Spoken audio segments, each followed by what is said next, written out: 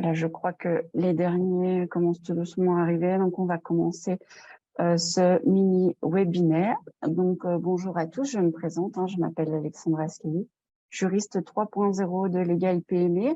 Moi, personnellement, je suis plus spécialisée en tout ce qui est droit des sociétés et droit commercial. On a évidemment, j'ai d'autres collègues qui sont spécialisés dans d'autres domaines du droit, en Legal PME, comme vous le savez, ou vous ne le savez pas, en tout cas, traite tous les domaines du droit. Et aujourd'hui, on va voir ensemble un peu les 5 explications et outils sur l'indexation et l'augmentation.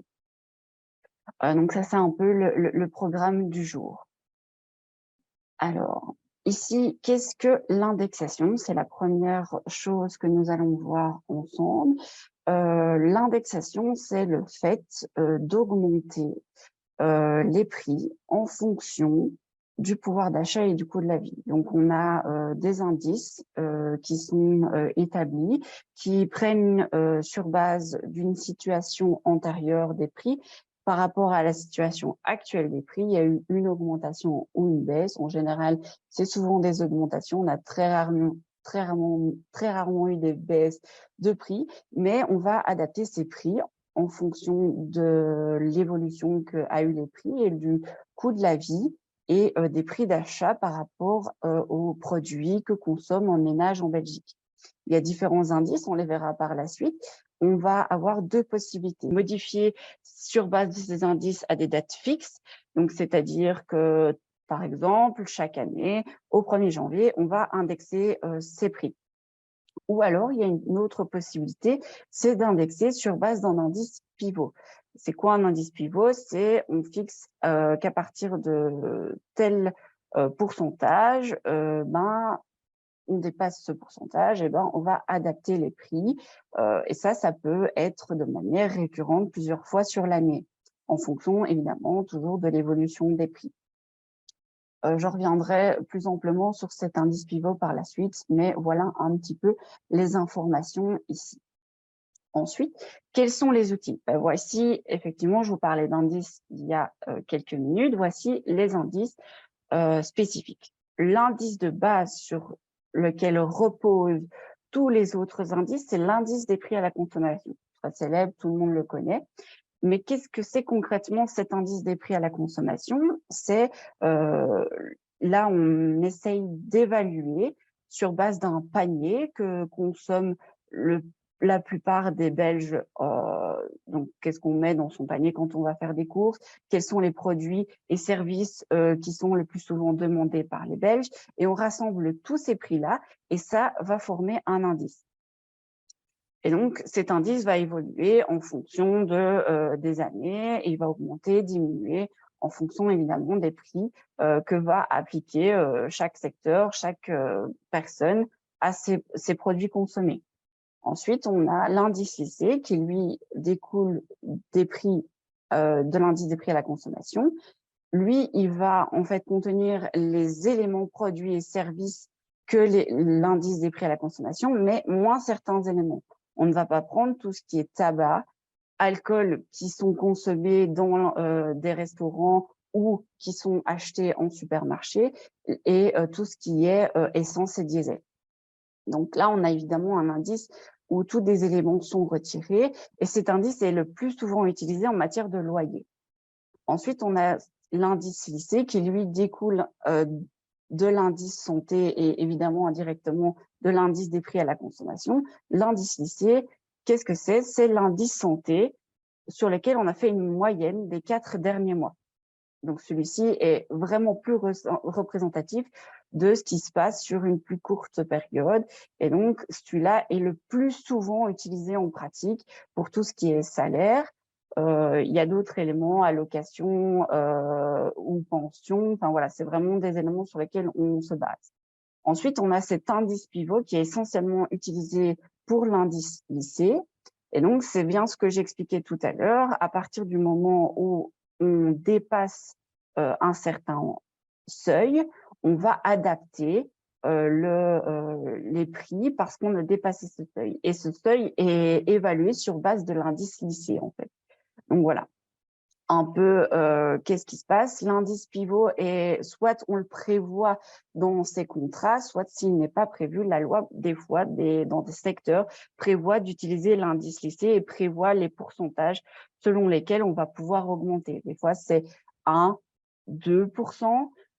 Parfois, c'est prévu dans les conventions et alors là, on adapte en fonction de l'indice et de l'augmentation réelle qui a lieu. Ensuite, quelle est l'utilisation des indices? Donc, j'en ai un petit peu parlé tout à l'heure.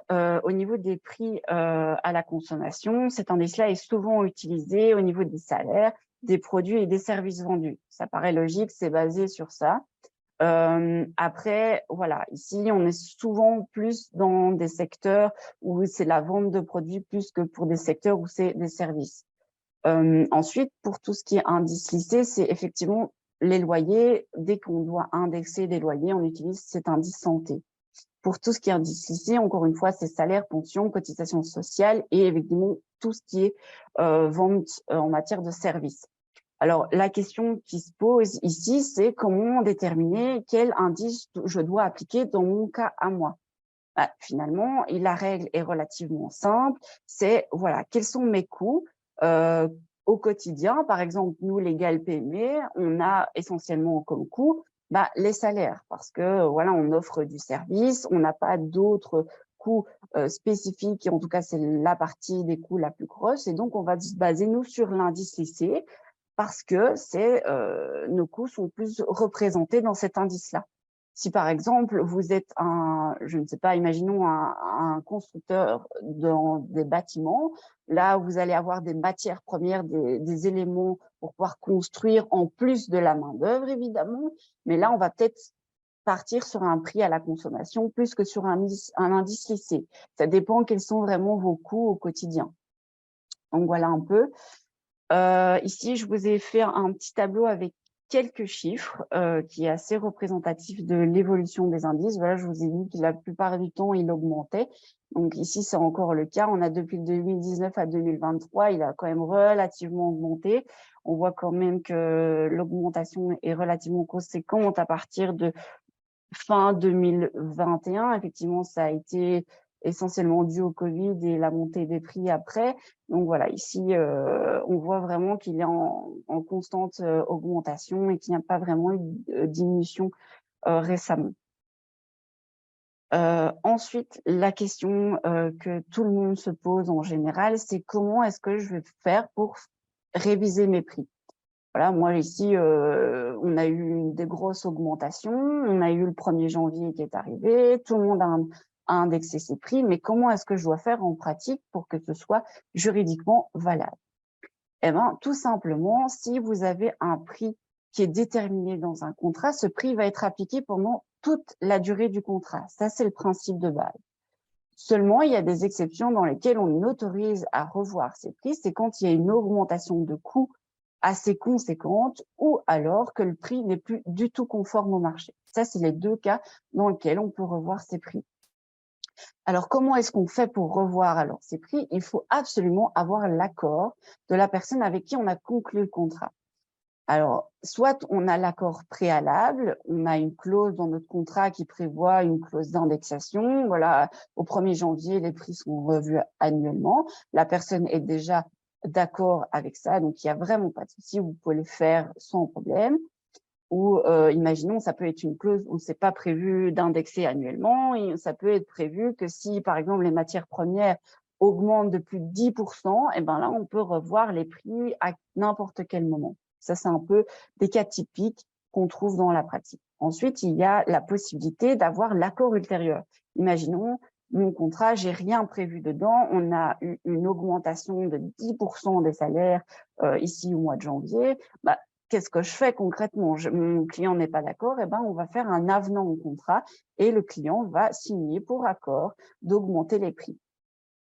Effectivement, c'est beaucoup plus simple de revoir les prix quand on a un accord préalable et que c'est déjà prévu dans des clauses plutôt que d'obtenir l'accord par la suite. Ça paraît logique. Ensuite, il y a tout ce qui est augmentation automatique. Donc, lorsque la loi le prévoit qu'il y aura une augmentation automatique ou lorsque on a prévu des clauses de révision de prix, et ben là, on va alors avoir en tout cas cette augmentation qui ne doit pas dépasser 80% du prix final. Ça, c'est la règle de base. Évidemment, il y a des exceptions dans certains secteurs où la loi prévoit pour ces secteurs qui peuvent aller jusqu'à 100% du prix final. Donc, ça, c'est un peu à vous de voir en fonction de votre secteur, mais la règle de base, c'est qu'on ne peut pas dépasser 80% du prix final. Et évidemment, cette augmentation doit toujours être basée sur des coûts réels. S'il n'y a pas eu d'augmentation des prix, finalement, vous ne pourrez évidemment pas augmenter vos prix juste pour le plaisir. Il faut vraiment qu'il y ait des coûts réels augmentés qui soient présents. Voilà, j'ai fini ici mon exposé, j'espère avoir été claire. Je ne sais pas si vous avez des questions, n'hésitez pas à me les faire parvenir. Si vous voulez que j'éclaircisse un point ou si je n'ai pas parlé de quelque chose, n'hésitez pas à me poser des questions. Vous ne semblez pas avoir de questions dans l'immédiat. Je vais donc continuer. Si vous avez des questions, n'hésitez pas à les écrire. J'en répondrai éventuellement en fin de présentation. Ah, je vois qu'il y a une question. Même avec une clause préalable de révision de prix, cela peut-il mettre fin au contrat?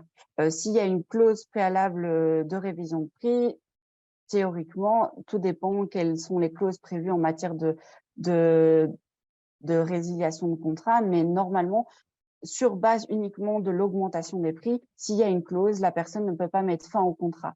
Après, si dans votre contrat, il est prévu que votre client peut mettre fin au contrat à n'importe quel moment moyennant un préavis, il pourra mettre fin, évidemment. Ça, tout dépend un peu des clauses prévues dans votre contrat. Mais sur base de l'augmentation des prix, votre client ne peut pas mettre fin s'il y a une clause qui prévoit que vous pouvez le faire. Il était d'accord à l'initiative de le faire, donc voilà, ça, il n'y a vraiment pas de possibilité de mettre fin juste pour ça. Voilà, je vais faire une petite présentation ensuite sur les services que nous proposons. Nous avons sorti une gamme de livres périodiques qui traitent de sujets de droit en langage le plus clair possible. Chaque sujet est vraiment très spécifique et vu en profondeur. On y incorpore une checklist utile et des interviews de gens, d'entrepreneurs comme vous ou alors d'experts de cette matière. En 2022, on en a déjà sorti 4 sur les voitures de société, le télétravail, la relation entre associés et le droit à l'image et le RGPD. Et pour 2023, nous aurons la fiscalité des droits d'auteur, la rémunération alternative, la bonne gouvernance et l'évaluation, autant pour moi, des travailleurs. Ensuite, on a évidemment toujours nos mini-webinaires, toujours à midi, 15 minutes, toujours le même principe. Les suivants, n'hésitez pas à vous y inscrire, c'est entièrement gratuit, seront sur les formats typiques de travail, ensuite sur la relation entre associés, les différents types de contrats de travail et sur les obligations en matière de bien-être au travail. Si vous avez évidemment des sujets que vous voulez nous voir aborder, n'hésitez pas à nous envoyer un email à l'adresse info@legalpme.be ou alors à nous prendre contact via notre site internet. N'hésitez pas non plus à vous abonner à notre newsletter. On vous envoie des infos juridiques, en tout cas toutes les semaines, sur les nouveautés ou sur des éléments intéressants. Et si vous avez des questions, vous avez besoin de notre aide, n'hésitez pas non plus à nous contacter à l'adresse info@legalpme. Et si des questions subsistent suite à ce mini-webinaire, n'hésitez pas non plus à nous les envoyer. On se fera évidemment un plaisir d'y répondre. Et ben voilà, je vous souhaite d'ores et déjà un bon appétit et je vous remercie pour votre présence et votre écoute. Je pense que nous sommes arrivés au bout. Je vous souhaite un bon appétit.